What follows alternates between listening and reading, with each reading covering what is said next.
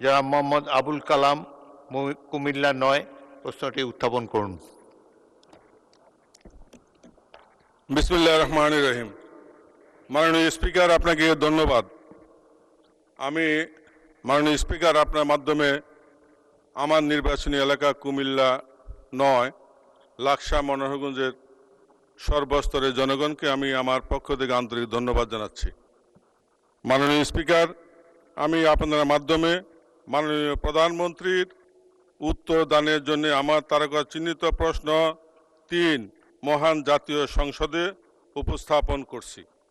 মাননীয় প্রধানমন্ত্রী, অনুগ্রহ করিয়া বলিবেন কি, বিগত ফ্যাসিস্ট সরকারের আমলে বাংলাদেশ হতে কি পরিমাণ অর্থ বিদেশে পাচার করা হয়েছিল এবং উক্ত টাকা ফিরিয়ে আনার জন্য সরকার কি কি পদক্ষেপ গ্রহণ করবে? ধন্যবাদ মাননীয় স্পিকার। মাননীয় প্রধানমন্ত্রী। মাননীয় স্পিকার, মাননীয় সংসদ সদস্য, আপনাদের উভয়কে ধন্যবাদ আমাকে এই প্রশ্নের উত্তর বলার সুযোগ করে দেওয়ার জন্য। মাননীয় স্পিকার, সরকার পরিচালনার দায়িত্ব গ্রহণ করার পর থেকে আমরা দেখছি যে আমরা অত্যন্ত ভঙ্গুর একটি অর্থনীতি পেয়েছি। তারপরেও দুর্নীতিকে এই সময়ের মধ্যে যতটুকু সম্ভব দুর্নীতির টুটি চেপে ধরে এবং বিভিন্ন জায়গায় বিভিন্ন লিকেজ বন্ধ করার উদ্যোগ গ্রহণের মাধ্যমে আমরা চেষ্টা করছি কিভাবে জনগণের যে ট্যাক্সের টাকা সেটিকে সর্বোচ্চ অগ্রাধিকার দিয়ে সবচেয়ে ভালোভাবে সেটিকে জনগণের স্বার্থে এবং দেশের স্বার্থে ব্যবহার করা যায়। মাননীয় স্পিকার, অন্তর্বর্তীকালীন সরকার কর্তৃক যে শ্বেতপত্র প্রণয়ন করা হয়েছিল বা প্রণয়ন কমিটি যে করা হয়েছিল সেটির তথ্য মতে 2009 থেকে 2023 সালের মধ্যে বাংলাদেশ থেকে অবৈধ অর্থ প্রবাহের পরিমাণ ছিল আনুমানিক 234 বিলিয়ন মার্কিন ডলার,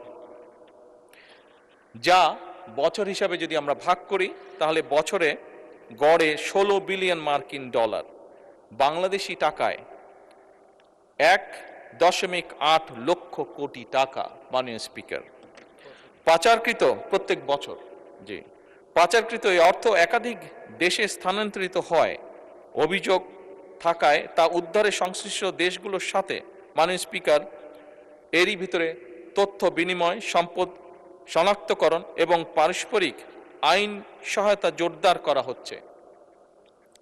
মাননীয় স্পিকার, এই লক্ষ্যে পারস্পরিক আইন সহায়তা চুক্তি বা মাল্টিপল লিগ্যাল অ্যাসিস্ট্যান্ট ট্রিটি সম্পাদন এবং মাল্টিপল লিগ্যাল অ্যাসিস্ট্যান্ট রিকোয়েস্ট এর বিনিময় মিউচুয়াল লিগ্যাল অ্যাসিস্ট্যান্ট সম্পাদন এবং মিউচুয়াল লিগ্যাল অ্যাসিস্ট্যান্ট রিকোয়েস্টের বিনিময় প্রক্রিয়ার জন্য পররাষ্ট্র মন্ত্রণালয় সংশ্লিষ্ট সকল মন্ত্রণালয় এবং সংস্থার সাথে সরকার নিবিড়ভাবে কাজ করছে।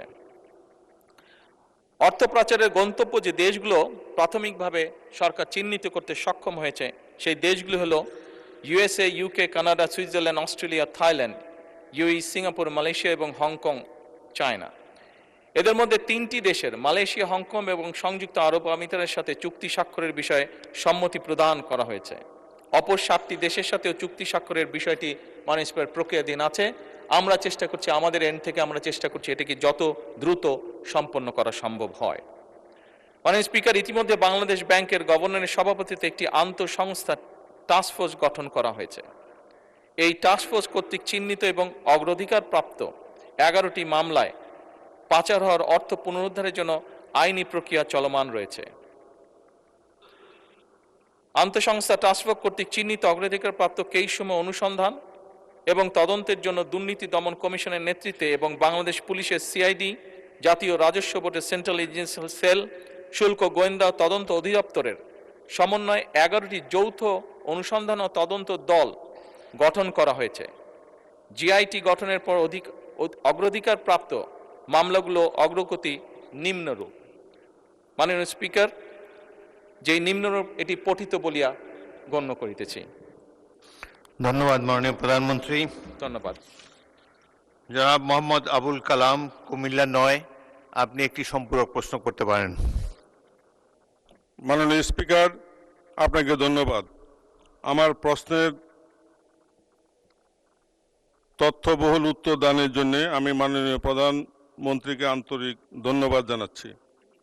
মাননীয় স্পিকার, ফ্যাসিস্ট আওয়ামী লীগ সরকারের দীর্ঘ 16 বছরে বড় বড় মেগা প্রকল্পের নামে মেগা দুর্নীতি মাধ্যমে দেশ থেকে প্রায় 28 লক্ষ কোটি টাকা পাচার করে দেশকে তলাবিহীন ঝুড়িতে পরিণত করেছে।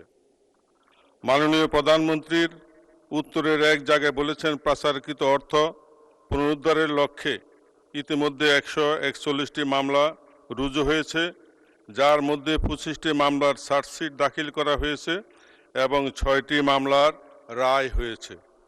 মাননীয় স্পিকার, এমত অবস্থায় মাননীয় প্রধানমন্ত্রীর নিকট আমার সম্পূরক প্রশ্ন, পাচারকৃত অর্থ পুনরুদ্ধারকৃত মামলাগুলোর মধ্যে যেগুলি এখনও চার্জশিট হয়নি, উক্ত মামলাগুলোর দ্রুত চার্জশিট প্রদান সহ দ্রুত বিচার ট্রাইব্যুনালের মাধ্যমে বিচার কার্যক্রম সরকার গতিশীল করবে কি না।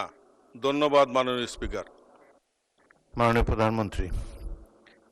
মাননীয় সংসদ সদস্য, আপনাকে ধন্যবাদ আপনার সম্পূরক প্রশ্নের জন্য। আপনি যেটি করেছেন, এক কথায় যদি বলতে হয়, এটি জনগণের অর্থ, এবং যেহেতু আমরা জনগণ দ্বারা নির্বাচিত সরকার, জনগণের প্রতি এবং দেশের প্রতি আমাদের একটি দায়বদ্ধতা আছে।